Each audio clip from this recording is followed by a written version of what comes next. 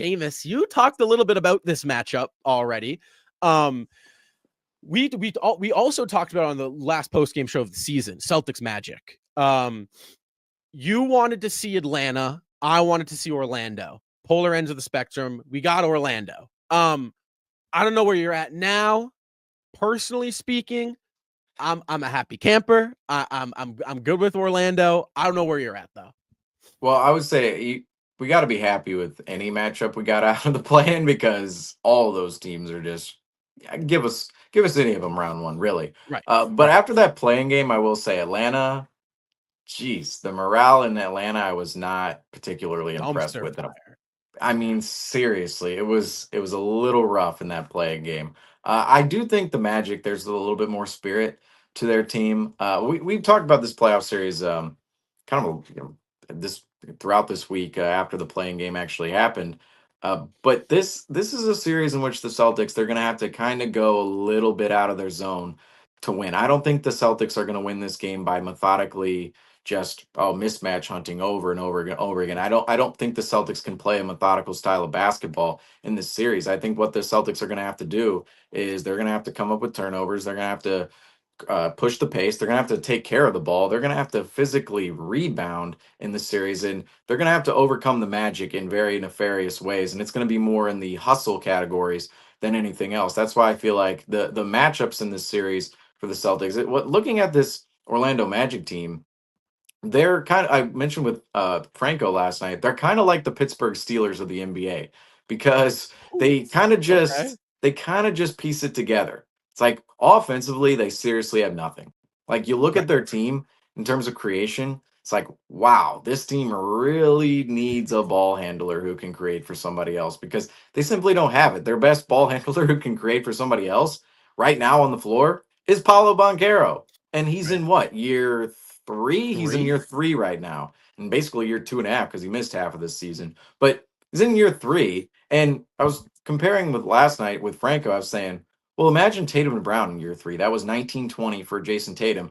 That's only when he started to arise. That's only when Jason Tatum really started to come to the party, and it took at least 3 or 4 more seasons to see Jason Tatum ascend into true superstar level from where he was in 1920, even though he was putting up all-star numbers in the playoffs, where his true potential was and where his peak is now, far beyond 19 and 20. Brown was 18, 19. That was year three for Jaylen Brown, and that was a disaster season for everybody involved, and everybody involved in the 2018-19 Celtics, including Brown. But you look at those two guys and their progression, it's like, yeah, in year three, guess what? They were not ready to carry an entire team in the NBA playoffs and carry them for multiple rounds. Now we know Brown and Tatum, they had each other, another great talent on the roster, but Paulo Banchero, he has Franz Wagner. That's kind of the Brown and Tatum pairing there. But outside of that, it's like KCP, Goga, Wendell Carter. It's like they don't have Tristan Da Silva. The rest of the roster is very young. Cole Anthony, the rest of the roster isn't as good as the Celtics rosters of the past, in which Tatum and Brown, they were making it through the playoffs on. And we were seeing them come out as stars, but they had other supporting cast members around them. This Orlando Magic team, they don't have supporting cast members around Boncaro and Wagner the way Brown and Tatum had cast members around themselves. And in this series, the Magic, they simply do not have a consistent offensive creator. And I think what the Celtics are going to end up doing is they're going to put a lot of pressure on Boncaro. They're going to let Franz Wagner kind of, get his where he can get them. And I don't think Wagner's a good enough playmaker and a shooter at that, both a shooter and a playmaker to really make enough offense within the series. And you just look at the rest of the roster. The 3-point shooting is absolutely awful. The creation is awful for the Orlando Magic. And what the Magic are going to want to do is flip that coin 3 times in order to get the 66% instead of flipping it 100 times to get that 66%. That's what the Magic are going to want to do. And that's why the Celtics can't just look at it from a methodical matchup standpoint, because defensively, the Magic are one of the best teams in the league. They're first in defensive rating, period, in the NBA. They're first in defensive rebounding percentage. And you do look at the roster, there are not a ton of guys in which the Celtics can just go out and hunt. It's Cole Anthony, it's Corey Joseph. You might pick on Anthony Black a little bit. It's like outside of that, you do have some bodies out there for the Magic who can really defend. Some of the big guys, you're going to pick on from a speed Yeah, standpoint, like Wendell can Goga go out. and Wendell Carter. But just the Magic, they do have sizable bigs. But the rest of the roster, it's like they can defend. KCP can defend. Wagner can defend. Boncaro can defend. Tristan Silva can defend. All the other young guys, they're 6'8", 6'7", and even above that. And all the players on the Magic roster, the bulk of them can really get out there and defend. Along with the fact Jamal Mosley, he's a defensive oriented head coach. He's always preached defense, defense, defense.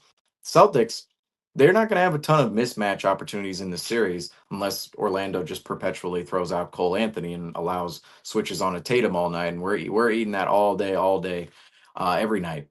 But offensively, it's like Orlando is awful, awful, awful, and they ultimately have to piece together all of these games because they cannot produce offensively at an efficient rate to the point where they can play a high volume game like the way in which the rest of the NBA plays. A lot of teams try to push the pace, push the tempo, more 3-point shots, more opportunities. That's what the Celtics, they've prided themselves off of taking the high volume of threes. Now I could say something else about the pace.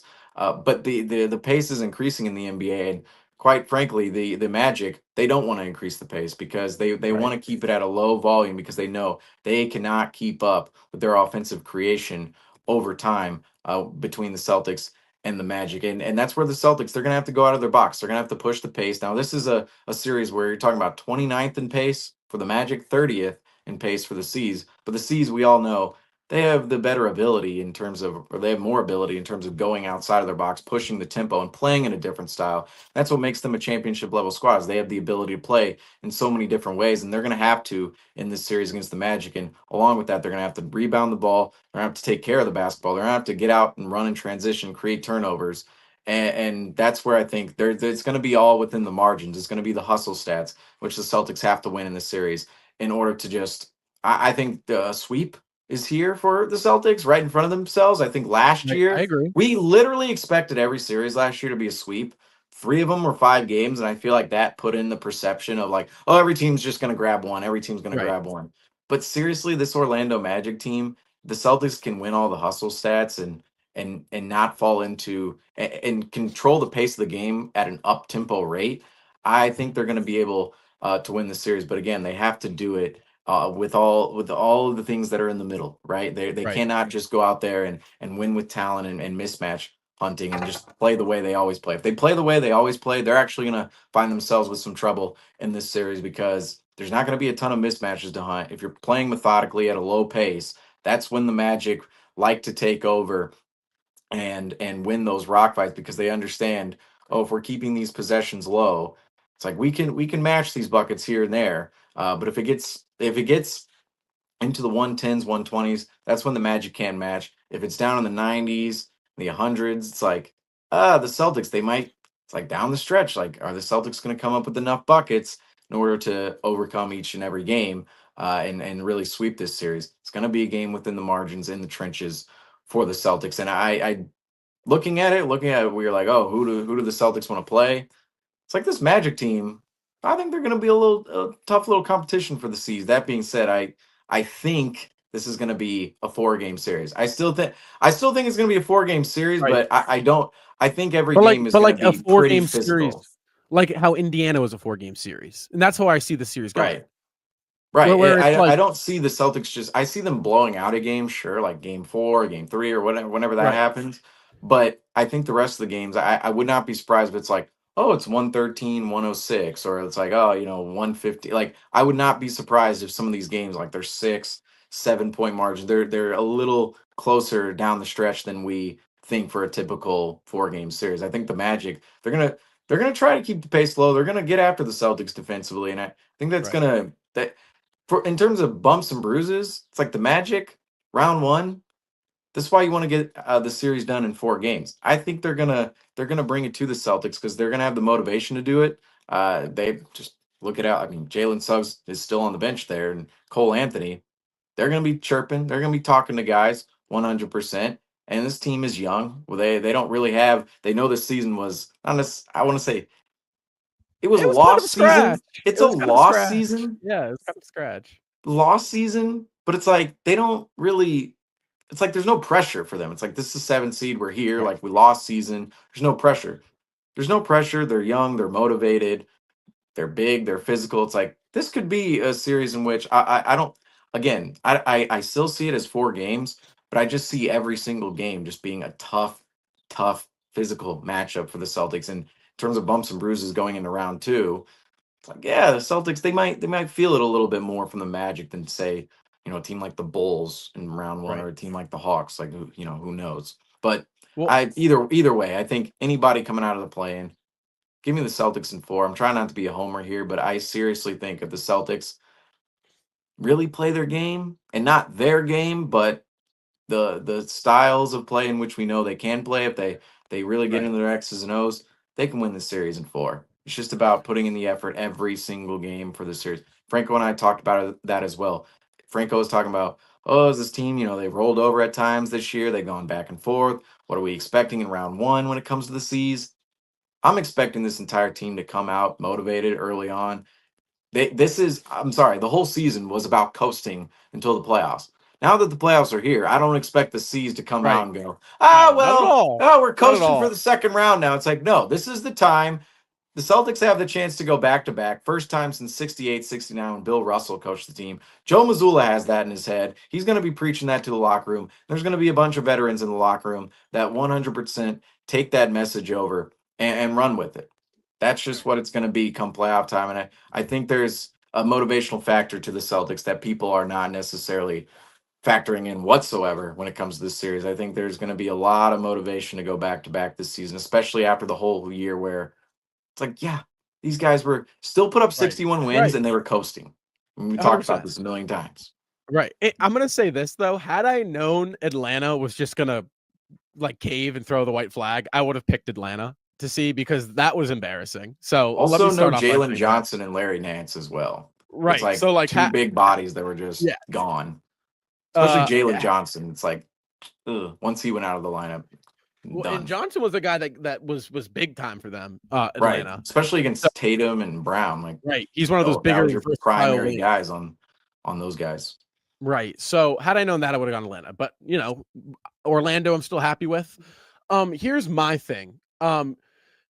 You look at Orlando style of play and Boston style of play, and this is where I'm going to disagree with you, which I don't disagree with you often. If Boston plays their style of pace, right? If we're both doing just the slow pace game, while I agree with you, it gives Orlando a chance, but Boston plays that slow style of pace at a 60-win pace.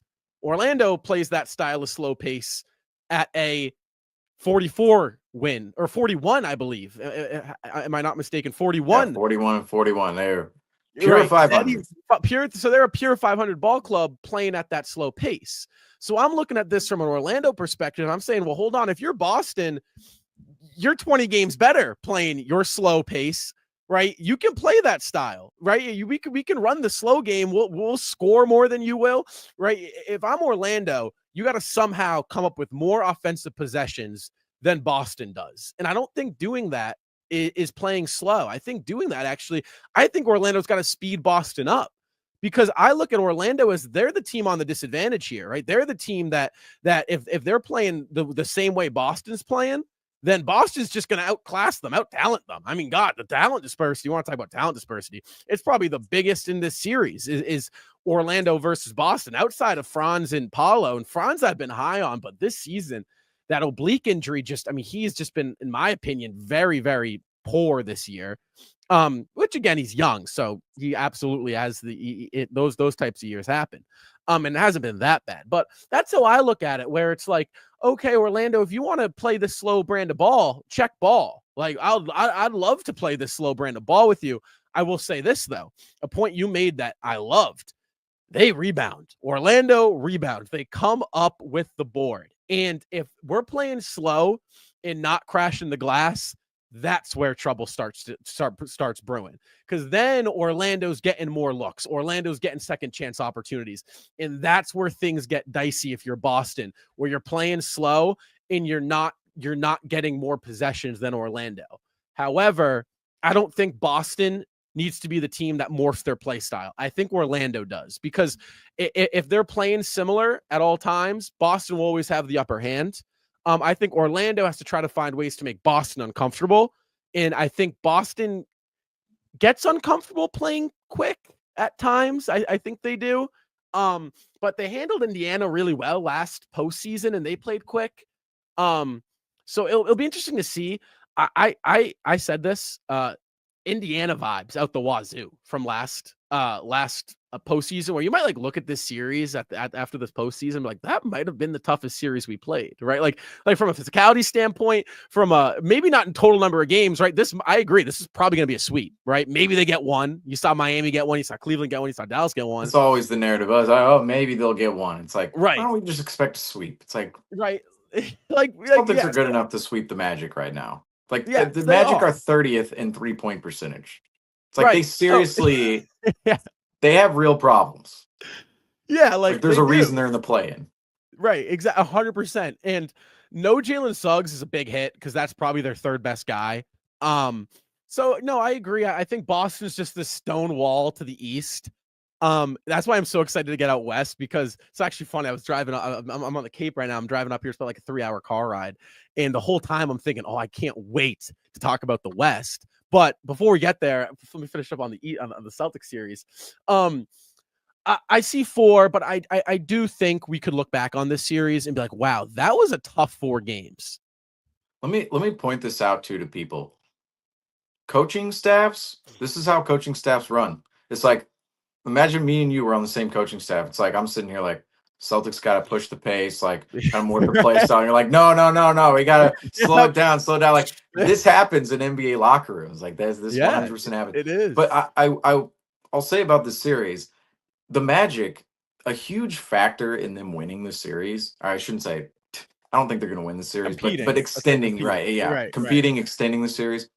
It's their ability to create extra opportunities for themselves, like you talked about. It's the second chance points. It's the forcing of turnovers. It's all the little margins within the game where that's why I call them the Pittsburgh Steelers. It's like the Magic. They are awful offensively. They have no offensive creators out there outside of Paolo Banchero. Straight up. I mean, they're third and fourth best offensive player this year. It was Jalen Suggs and Mo Wagner, both out for the season, which surprisingly, Mo Wagner, like somehow their fourth best offensive player all year. Small sample size, but former C, Mo Wagner, was out there actually putting something to the Orlando Magic name this season. But there's no offensive creation with the Magic. There are no shooters out there. And from that, it's like they can't score points. And looking at that standpoint, it's like they have to win all the little battles everywhere else to create more points for themselves. It's like the rebounding. That's why rebounding is so important for the Orlando Magic.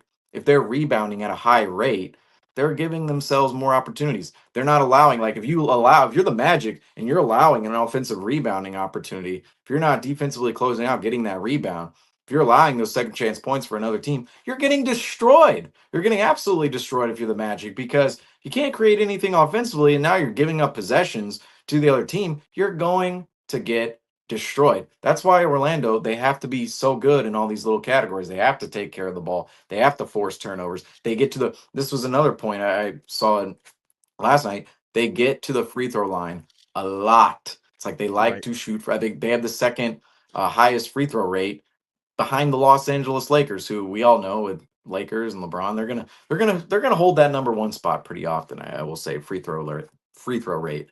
But Orlando, they have to win all the little categories. That's where they have to win the game, and that's where I believe in this series. Like if the Celtics, if they're making those categories even, or even winning those categories, they're gonna blow by the Orlando Magic. That's what's gonna happen. 100%. And I think you said something in there too about, first of all, these two teams, they're 20 games apart. 61 wins, 41 wins, they're 20 games apart.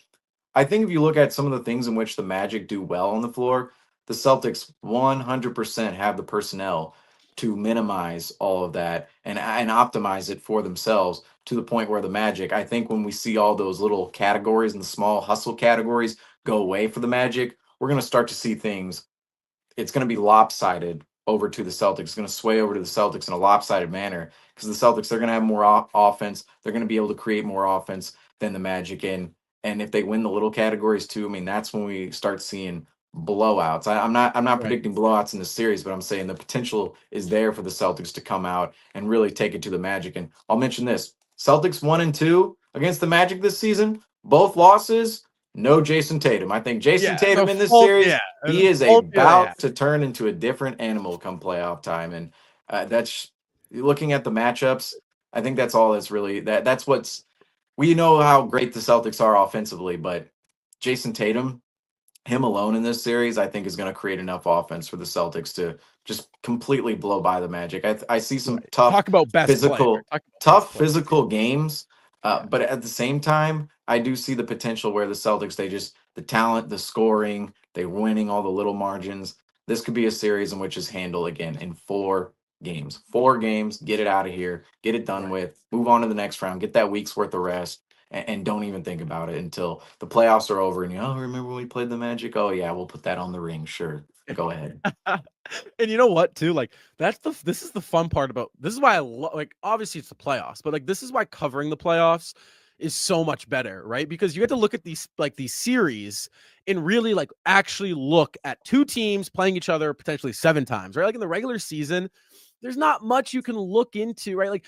obviously there's styles of how you want to approach games, but really in the grand scheme of things, it's the general picture of what a team's doing over the regular season.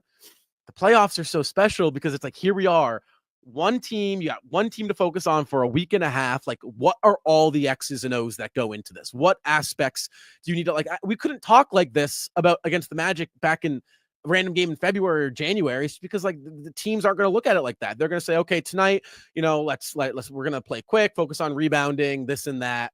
Right. And then on to the next one. So like, this is why the playoffs is like, it's so much fun to be in the NBA sphere, right? Like more so than like football and all, because it's like you got 7 games, you got a whole series to look at. Each game looks a little bit different and it's a chess match and your defensive coverages change. So if you're a basketball head, this is like heaven.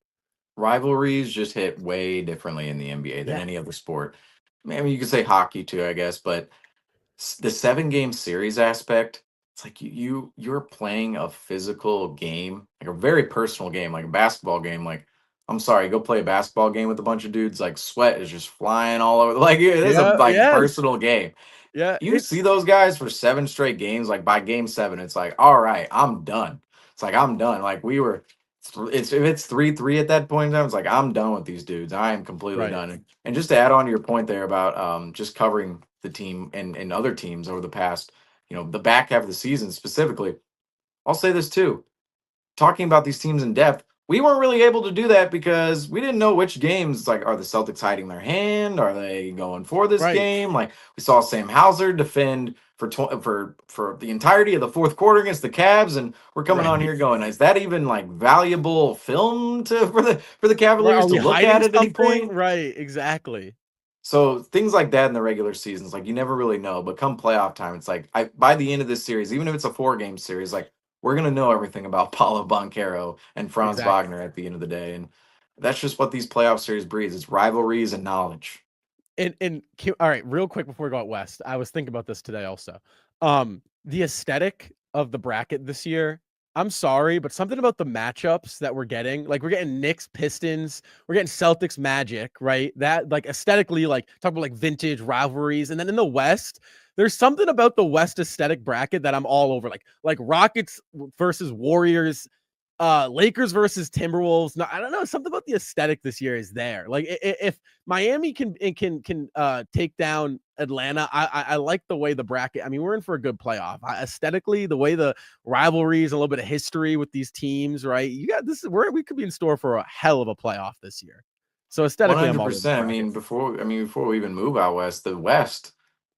How you can see 3 upsets in round one now? Is it Oh, upsets I to the can't. Oh, odds yes. markets? Maybe not, but to the general seeding of the Seeding, NBA, right? 100%. The only team that I would have liked to see in this year's playoffs from well, I guess, I guess they could still make it. It's like the Mavericks are still down Right. there and the Suns, like the Uh, Suns and Mavericks were better. It's like right. would have, they would have been great. But the West, regardless, I would say the matchups that we wound up with, and even if the Grizzlies win their playing game tonight against the the Mavericks, that 1-8 matchup, I wouldn't sleep on that. I mean, I don't think OKC. I don't think they're going to Okay. lose it, but that 1-8 All right, well, let's matchup, get into I'm it. just saying. Let's not waste any more time. Let's get into it.